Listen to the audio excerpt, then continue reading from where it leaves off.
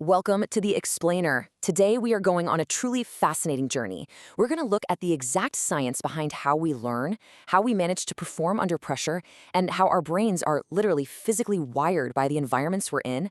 We'll be tracing a path that starts way back with childhood memory formation, travels right through the minds of elite Olympic athletes, and ultimately leads us to the biological roots of cultural tribalism. It's an incredible look at the invisible machinery operating inside our heads every single day. Now, you might be wondering, why do some people learn just so much faster than others? You know, you've probably seen it. Someone with a photographic memory who can just glance at a page and know it cold the next day. Or that kid who naturally has just unbelievable hand-eye coordination. Well, while the source material acknowledges that some inherent capabilities and natural talents do exist for sure, much of what we call talent is actually shaped by an incredible, self-perpetuating cycle of environment and biology. You see, once you discover you're good at something, you get a positive reward. You feel pleasure. So naturally, you repeat it and you hone it. Okay, let's dive into this. Here is our agenda. We're going to cover nature, nurture, and memory, the window of neuroplasticity, muscle memory and high achievers, mirror neurons and prediction, and finally, the root of implicit bias. Starting off with Section 1, nature, nurture, and memory. To really grasp how our environment shapes our capabilities, let's picture this. Imagine two kids in the exact same family. Let's say they have exactly identical biology and completely identical brain structures at birth, but they are subjected to vastly different environments. The first kid is told every single day for a whole year that they are unintelligent, that they're dumb, and that they simply can't remember things. Now the second kid, they are constantly praised. Every day they're told that they are brilliant, intelligent, and that they have a remarkably sharp memory. So what happens to these two identical brains? Well, the environment actually drives a massive differential in their real-world learning capability. The kid getting positive reinforcement enters a self-perpetuating loop. The praise is a reward, making them feel great, which makes them want to repeat the behavior and naturally hone their memory skills. On the flip side, the continuous negative reinforcement hitting that first kid causes immense stress. And that stress literally physically negates their inherent capability and actively hinders their learning. Effectively, the environment alone has drastically altered their baseline potential. Moving right along to Section 2, the window of neuroplasticity. So the crucial point is, we know the environment changes us, but what is the actual biological mechanism that makes this even possible? And does it still apply to us as adults? It all comes down to neuroplasticity. This is the ability of your brain to effectively change its physical structure in response to your environment. Think about it. Your brain's main job is simply taking in information from the world around you and making internal changes so you can adapt and survive better. It's this dynamic, ever-changing organ. But there is a catch. While adults absolutely can and do change, we are kind of working against a biological clock. The human nervous system is vastly more open to rewiring during the first 25 years of life. That's your window of high plasticity. But once you hit your second 25 years, from 25 to 50, that plasticity starts reducing. The range of what your brain can easily adapt to just shrinks. And beyond 50 years old, the trajectory is generally downhill in terms of sheer biological adaptability. The system simply isn't as open to dramatic changes as a younger nervous system is. Let's look at what happens when we max that out in Section 3, muscle memory in high achievers. What actually happens when you take that highly plastic brain and push it to its absolute physical limits through rigorous repetitive training? Picture this. It's the Olympic Games. A runner is waiting up in the stands in the resting area. His event, let's say the 100-meter dash, is up next. He is completely relaxed, totally in resting mode, just casually watching the current event down on the track, which is a completely different race, like a 400-meter event.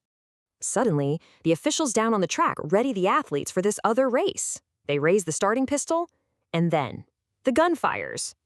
Instantly, that resting runner up in the stands experiences a violent physical reaction. His entire body jolts. Remember, he wasn't on the starting block. He wasn't even in the race. A gunshot might startle a normal person, sure, but this athlete's body went into an immediate, automatic, internal preparation sequence for a race. So why did his body react this way to a trigger that wasn't even meant for him? The answer is perfectly captured right here in this quote from the source. That entire sequence has probably been practiced in his mind over and over and over again. This physical jolt is the result of incredibly deep muscle memory. His brain has completely internalized the stimulus-response sequence of a starting gun. Through thousands of repetitions, his nervous system has been wired to bypass conscious thought entirely. The split second that sound hits his ears, his biology prepares to sprint. No thinking required. Let's dive deeper into how that mental rehearsal works in Section 4, Mirror Neurons and Prediction. Now, what's really interesting about this slide is how we actually understand this internal mental rehearsal. We need to talk about mirror neurons. This is a system highly developed in primates, and that includes us. Mirror neurons give us the incredible capability to imagine someone else's actions and actually predict what they're going to do before they even perform the action. It is quite literally a biological prediction system acting as a shortcut for navigating our incredibly complex world. To put that into perspective, let's look at the brain of a concert pianist. When you move a specific finger, that individual finger has a unique representation in your brain that lights up. But amazingly, even before a pianist moves their finger, a part of the brain called the premotor cortex imagines the sequence. They are mentally playing the sequence before any physical action happens. Now imagine a highly trained concert pianist is sitting in the audience, completely still, listening to another pianist perform a piece they know intimately. Because of mirror neurons, as they listen, the exact same sequence is firing in their own premotor cortex. They are literally playing the music in their mind, predicting every single note without moving a single muscle. It's like the brain is doing the whole shebang by itself. Let's move to and see how this builds into our everyday lives in Section 5, the root of implicit bias. Let's apply this mental mirroring to regular daily social interactions. In every interaction, we actually rely on a rapid, totally subconscious sequence.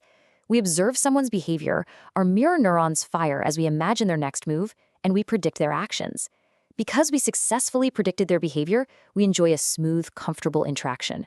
We do this effortlessly with people whose behaviors we understand.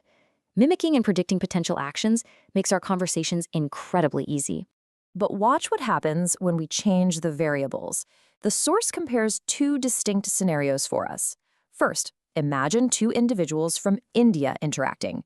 They have a shared cultural vocabulary, a shared understanding of their culture. Their mirror neurons easily predict the other's actions, resulting in a total ease of communication.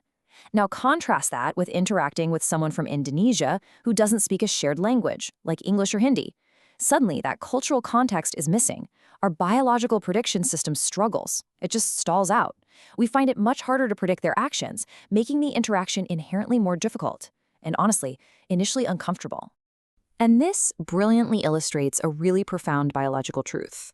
We have an implicit bias to preferring people who sound like us, look like us, behave like us. This right here is the negative side effect of our mirror neuron system. Because it is biologically easier, literally less physical work for our brains, to predict the actions of those who are similar to us, we develop a natural implicit bias toward them. Conversely, it creates friction when we deal with individuals who differ from us, simply because our brains have to work so much harder to predict their behavior.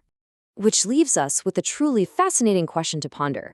Think about the people you spend the most time with. Is your circle of friends built on a deep spiritual connection, or is it heavily influenced by mere biological predictability? Our brains are incredibly powerful, highly adaptable machines, but as we've seen in this explainer, the invisible forces of neuroplasticity and mirror neurons are quietly shaping not just our individual talents, but the very fabric of our social worlds every single day.